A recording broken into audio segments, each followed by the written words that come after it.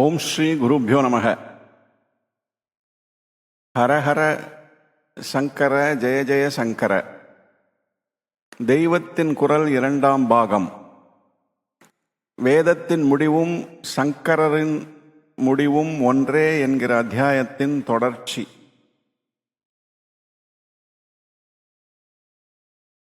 தசோபனிஷதுகளும் இன்னும் அதில் தேராத ஸ்வேதாஸ்வதரம், கௌஷீதகி, நிருசிம்ஹதாபினி போன்ற நீண்ட கால வழக்கிலே வந்திருக்கிற மற்ற உபனிஷதுகளும் பொதுவாக ஒரே உத்தேசத்தில் ஏற்படுத்தப்பட்டு ஒரே லட்சத்துக்கு அழைத்து கொண்டு போகிறவை. ஜீவர்கள் என்று நாம் இருக்கிறோம். நாம் வாழ்க்கை நடத்துகிற ஜகத் என்று ஒன்று இருக்கிறது. இந்த இரண்டையும் உண்டாக்கி நடத்தி கொண்டிருக்கிற ஈஸ்வரன் என்று ஒருத்தன் இருக்கிறான். ஜீவ ஜகத் ஈஸ்வரன் என்கிற இந்த மூன்றும் என்ன? இந்த ஜகத் வியாபாரத்தில் ஜீவன் இன்பத்துக்கும் துன்பத்துக்கும் இடையே ஊசலாடிக் கொண்டிருப்பது போல் இல்லாமல் இவன் சாஸ்வதமான இன்பத்திலேயே இருக்க வேண்டுமானால் அதற்கு என்ன செய்ய வேண்டும் என்று ஆராய்ந்து அனுபவ ரீதியில் பதில் சொல்வதுதான் உபனிஷதுகள். எல்லாவற்றுக்கும் பொதுவான லட்சியமாக கொண்டிருக்கின்றன. இவை முடிவாக சொல்வது என்ன? பிரம்மம் என்கிற ஒரு பரம்பொருள்தான் ஜீவன் ஜகத் இரண்டுக்கும் காரணம். அந்த காரணமும் அதன் விளைவுமான ஜீவ ஜகத்துக்களும் வேறு வேறு இல்லை. ஏனென்றால் பிரம்மத்துக்கு மாறாக எதுவுமே இருக்க முடியாது. இப்போது ஜகத்தையே நிஜம் என்று நினைக்கிற ஜீவாத்மா அதை ஒதுக்கிவிட்டு தன்னையே யார் என்று விசாரம் பண்ணி பார்த்து கொண்டால், உடம்பு நான் இல்லை, இந்திரியங்கள் நான் இல்லை, மனஸ் நான் இல்லை, புத்தி நான் இல்லை, பிராணன் நான் இல்லை என்று ஒவ்வொன்றாம் கழன்று போய் கடைசியில் தான் தான் பிரம்மம் என்று அறிந்து கொள்வான். பரமாத்மா என்று ஒன்று ஜீவாத்மாவை படைத்தது என்று சொல்வது கூட ஒரு மாயைதான். ஜகத்தெல்லாம் அந்த மாயையின் விளையாட்டுதான். வாஸ்தவத்தில் பரமாத்மா ஜீவாத்மா என்ற பேதமில்லாமல் ஆத்மா என்று ஒன்றுதான் இருக்கிறது. அந்த ஒன்றை சத்தியம் என்று தெரிந்து கொள்வான். அப்படி சத்தியத்தோடு இரண்டர அத்வைதமாக இருக்கிற போதுதான் சுக துக்க ஊசலாட்டம் போய் ஒரே சாஸ்வத இன்பமாக சாந்தியாக ஆகிறது. அதுதான் மோட்சம்.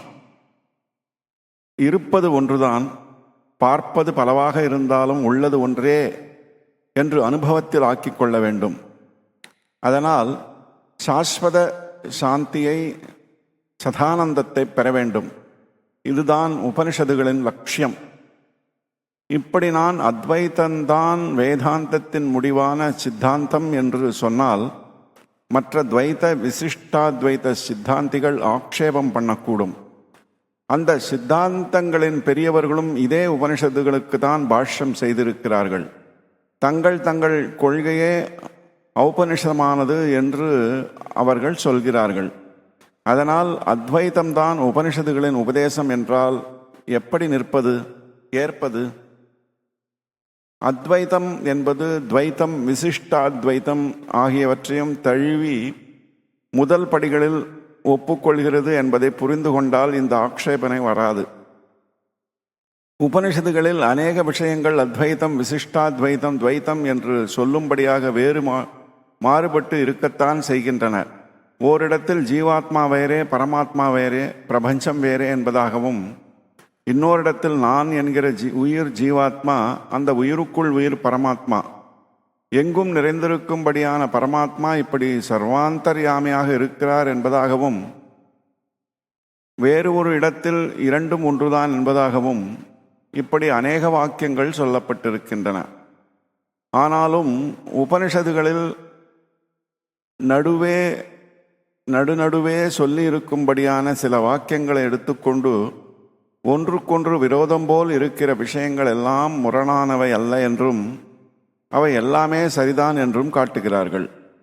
அத்வைத பிரகாரமாக பார்த்தால் பரமாத்மாதான் சர்வாத்மகனாக இருக்கிறான் என்றும், விசிஷ்டாத்வைத பிரகாரம் பார்த்தால் அவன்தான் அந்தர்யாமியாக உடலில் உயிர் போல் இருக்கிறான் என்றும் அர்த்தம் பண்ணி தீர்மானம் செய்கிறார்கள். இப்படி இரண்டுக்கும் மத்தியஸ்தம் பண்ணி வைக்கும்படியான வாக்கியங்களை கடக வாக்கியங்கள் என்பார்கள். இந்த கடக வாக்கியங்களை எடுத்துக்கொண்டு உபனிஷத்துகளில் ஒன்றுக்கொன்று சம்பந்தமில்லாத விஷயங்களே சொல்லப்படவில்லை என்று தீர்மானம் பண்ணுகிறார்கள். இதிலே புரிந்து கொள்ள வேண்டியது என்ன என்றால், இந்த ஆத்மாவே பிரம்மம்தான், இந்த சர்வமும் பிரம்மமே அல்லவா, நான் பிரம்மமாக இருக்கிறேன், நீ அதுவாகவே இருக்கிறாய் என்கிற மாதிரி பளிர் பளிர் என்று அத்வைதத்தை சொல்லுகிற உபனிஷத் மந்திரங்களை, மகா வாக்கியங்களை மற்ற சித்தாந்திகள் ஒப்புக்கொள்வதற்கு அவர்களுடைய சித்தாந்தம் இடம் கொடுக்காததால் எப்படியோ சுற்றி வளைத்து வார்த்தைகளை திருப்பி அட்சரங்களையும் பதங்களையும் வேறு விதமாக சேதம் பண்ணி வேறே அர்த்தத்தை கற்பிக்க வேண்டியதாக இருக்கிறது. ஏனென்றால் ஜீவாத்ம பரமாத்ம அபேதத்தை, ஜீவாத்மாவும் பரமாத்மாவும் ஒன்றே என்ற அத்வைதத்தை எந்த நிலையிலும் அவர்கள் ஒத்துக்கொள்ள முடியாமல் இருக்கிறது. அப்படி ஒப்புக்கொண்டு விட்டால் அந்த சித்தாந்தங்கள் அப்புறம் நிற்க முடியாது. ஆனால் அத்வைத்தியின் விஷயம் இப்படி இல்லை. இப்போது விவகாரத்தில் இது பேத பிரபஞ்சமாகத்தான் தெரிகிறது என்பதால் ஆரம்ப நிலையில் அவன் துவைத்தத்தையும் ஒப்புக்கொள்கிறான். அப்புறம் இத்தனை பேதங்களுக்குள்ளும் உயிருக்குயிராக ஒரே பொருள் இருக்கிறது என்பதாக பேத பிரபஞ்சம் பேதமற்ற சைத்தன்யம் இரண்டையும் ஏற்கிற விசிஷ்டாத்வைதத்தையும் ஒப்புக்கொள்கிறான். இந்த படிகளில் ஏறித்தான் அபேதமாக ஜீவ பிரம்ம ஐக்கியத்தை அடைய வேண்டும் என்கிறான். ஆகையால் துவைத்த விசிஷ்டாத்வைத பரமாக வருகிற உபனிஷத் மந்திரங்களுக்கு அவன் வலிந்து அத்வைத்த பரமாக அர்த்தம் பண்ண வேண்டி இருக்கவில்லை. அவையும் ஒரு ஸ்டேஜில் வாஸ்தவமே என்று உள்ளபடியே அர்த்தம் பண்ண அத்வைத்தியால் முடிகிறது. பிருகதாரண்யகத்தில் விசிஷ்டாத்வைத்தமாக அந்தர்யாமித்வத்தை சொல்லி இருக்கிறது. எவர் பிருத்திவியில் இருந்து கொண்டு பிருத்திவியினுள்ளும் உரைகிறாரோ, எவரை பிருத்திவி அறிந்து கொள்ளவில்லையோ, எவருக்கு பிருத்திவி சரீரம் ஆகிறதோ, எவர் பிருத்திவிக்கு உள்ளே நின்று அதை ஆளுகிறாரோ அவர்தான் உன் ஆத்மாவான அந்தர்யாமி, அமரமாக இருப்பவர். எவர் எல்லா ஜந்துக்களிடமும் இருந்து கொண்டு அவை எல்லாவற்றுக்கும் உள்ளேயும் உரைகின்றாரோ, ஆனால் எவரை அவை தெரிந்து கொள்ளவில்லையோ, எவருக்கு எல்லா ஜந்துக்களும் சரீரமாகின்றனவோ, எவர் அவை எல்லாவற்றுக்கும் உள்ளே நின்று ஆட்டி படைக்கிறாரோ அவர்தான் உன் ஆத்மாவான அந்தர்யாமி, அமிர்தஸ்வரூபமாக இருக்கிறவர் என்று இங்கே வருகிறது. இம்மாதிரி ஒன்று வந்துவிட்டால் அந்தந்த சித்தாந்திகள் இதுதான் முடிவு, அத்வைத்தமில்லை என்கிறார்கள். அப்புறம் பார்த்தால் அத்வைத்தமாகத்தான் வருகிறது. அதை இவர்கள் மாற்றி அர்த்தம் பண்ணி கொள்ள வேண்டி இருக்கிறது. விசிஷ்டாத்வைத்தப்படி அந்தர்யாமியும் ஜீவாத்மாவும் வித்தியாசமானவர்கள். ஆனால் இங்கேயோ ஏஷத ஆத்மா அந்தர்யாமி என்று சொல்லி இருக்கிறது. ஜீவாத்மா பரமாத்மா என்ற இரண்டு இல்லை, பொதுவாக ஒரே ஆத்மாதான். அதுவேதான் ஒரு நிலையில் ஜீவன் மாதிரியும் அவனுக்கு உள்ளே புகுந்து இயக்குகிற அந்தர்யாமி மாதிரியும் இருக்கிறது என்றே இதிலிருந்து ஏற்படுகிறது. இப்படியே துவைத்தம் என்று உபனிஷத்தில் வந்தால் மேலே என்ன வருகிறது என்று பார்க்காமல் அதுவே தாத்பரியம் என்கிறார்கள். முடிந்த முடிவாக மாண்டூக்கிய உபனிஷத்தில் பிரணவஸ்வரூபத்தை தீர்மானம் பண்ணுகிற இடத்தில் இது மூன்று நிலைகளையும் தாண்டி பிரபஞ்சம் ஒடுங்கி லயிக்கும் இடம், அதுவே சிவம், உயர்ந்த க்ஷேமம், அத்வைத்தம். இப்படி இருக்கிற அந்த ஓங்காரம் ஆத்மாவேதான். எவன் இதை அறிந்தவனோ அவனே அறிந்தவன் என்று தெளிவாக அத்வைத்த நிலைதான் ஆத்ம சாட்சாத்காரம் என்று சொல்லி இருக்கிறது. துவைத்தம் என்பதை இப்படி முடிந்த நிலையாகவா நிர்தாரணம் பண்ணியிருக்கிறது? இல்லை. துவைத்தம் என்ற வார்த்தை பிருகதாரண்யகத்தில் வருகிறது.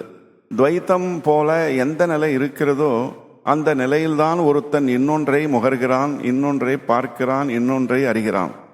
எந்த நிலையில் துவைத்தம் போய் எல்லாம் ஆத்மாவாகவே விளங்குமோ அப்போது எதனால் எதை முகர்வான், பார்ப்பான், அறிவான்? எதனால் இது எல்லாம் அறியப்படுகிறதோ அதை எதை கொண்டு அறிய முடியும் என்று வருகிறது. இதிலிருந்து எல்லாவற்றையும் அறிகிற ஆத்மாவை துவைத்தமாக இருந்து கொண்டு அறியவே முடியாது. அத்வைதமான அப்படிப்பட்ட நிலையைத்தான் அடைய வேண்டும் என்றே உபனிஷத் சொல்கிறது என்று ஸ்பஷ்டமாக தெரிகிறது.